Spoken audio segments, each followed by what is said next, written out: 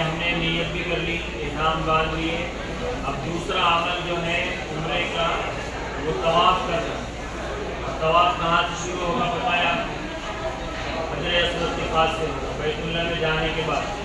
بیت اللہ جانا ہے تو ابھی یہاں پہ ماشاءاللہ اپنے ساتھ رہبر بھی ہیں اور ان کی رہبری میں اپنے کو جانا ہے. اور پھر بیت اللہ میں جانے کے بعد جب مسجد میں داخل ہوں گے تو وہ سب چیزیں بتائیں گے کہاں سے مسجد شروع ہو رہی ہے، کہاں سے حرم شروع ہو رہا ہے. تو وہاں جا کر کے دعا کا اہتمام کرنا ہے، دعا وغیرہ پڑھے لینا ہے. اور جیسا آپ کو بتایا گیا تھا کہ بھائی بیت اللہ پر پہلی نظر جب پڑتی ہے تو اللہ تعالیٰ دعائیں قبول کرتا ہے. اور دعائیں قبول جو ہوتی ہے پہلی نظر میں، نظر ہٹنے سے پہلے جو بھی مانگو قبول ہوتی ہے. تو اس کا طریقہ بتایا گیا کہ بھائی یہاں سے مانگنا شروع کر دو اور جیسی بیت اللہ نظر آئے تو اللہ پاک سے یوں کہہ دو کہ اب تک جو مانگا سب قبول کرو.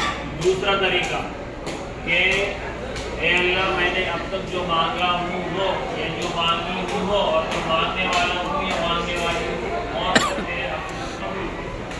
تیسرے نمبر پہ یہ دعا مانگی جائے جو اکثر علماء بتاتے ہیں، ربنا آتنا فی الدنیا حسنہ وفی الآخرۃ حسنہ وقنا عذاب النار. اس دعا میں دنیا اور آخرت کی بھلائی منگوائی گئی ہے. اور جس آدمی کو یا عورت کو اگر دنیا اور آخرت کی بھلائی مل گئی تو اس سے بڑھ کے اور کون سی چیز چاہیے؟ تو کم سے کم یہ 3 دعا کا ایسا طریقہ بتایا جا رہا ہے، اس کا اہتمام کرنا ہے. اور بیت اللہ میں جانے کے بعد مجمع ہوتا ہے، بھیڑ ہوتی ہے، تو اس اعتبار سے آدمی گرین لائٹ ہم نے سن کر آئے، حجر اسود بولے تو گرین لائٹ، تو وہاں سے دعا جو بتائی گئی ہے بسم اللہ اللہ اکبر بول کے طواف شروع کرنا ہے. اور طواف کی دعا ہے، دعا پڑھیں زبان سے تو بہت اچھی بات ہے. نہیں اگر پڑھنا آتی ہے تو اللہ سے دل میں اردو مانگ لو، جیسے ساتھ میں ہے آپ کو بتاتے رہے گا کہ یہ دعا پڑھنی ہے. حجر اسود سے اپنا طواف شروع ہوگا اور حجر اسود پر آنے کے بعد ہی 1 چکر مکمل ہوتی ہے.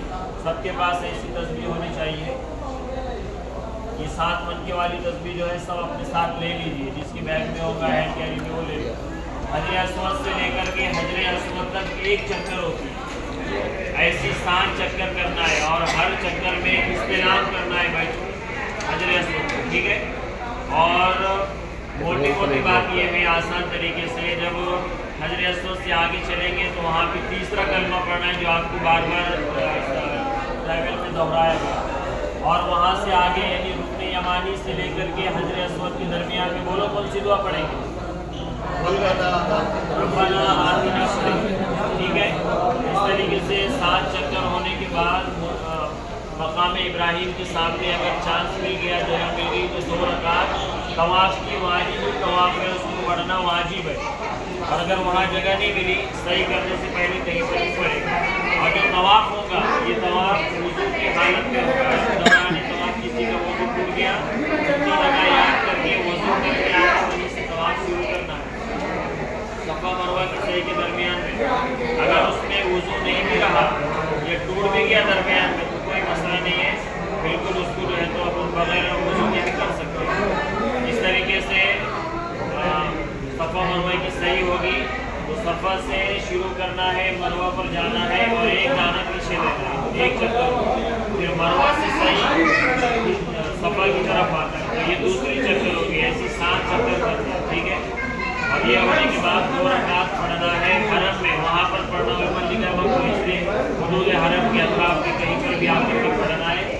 وہ ہونے کے بعد حلق کریں گے مرد بھی اور قصر کریں گی. اور 1.5 انچ کے بال اس کو کاٹنا ہے کینچی سے.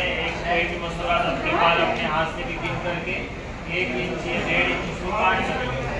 جتنی مرتبہ آپ عمرہ کریں گے اتنی مرتبہ اتنا ہی بال آپ کو کاٹنا ہے. اور مردوں کے لیے حلق ہے، جیسا بتا رہے ابھی 4 ریال میں یہاں پہ حلق ہوتا ہے، تو سب وہی سے صفا مروہ کی صحیح کر کے آ کے یہاں پر حلق کریں. اس طریقے سے اپنا 4تھا عمل یہاں مکمل ہو جائے گا. کریں گے انشاءاللہ اسی ترتیب سے.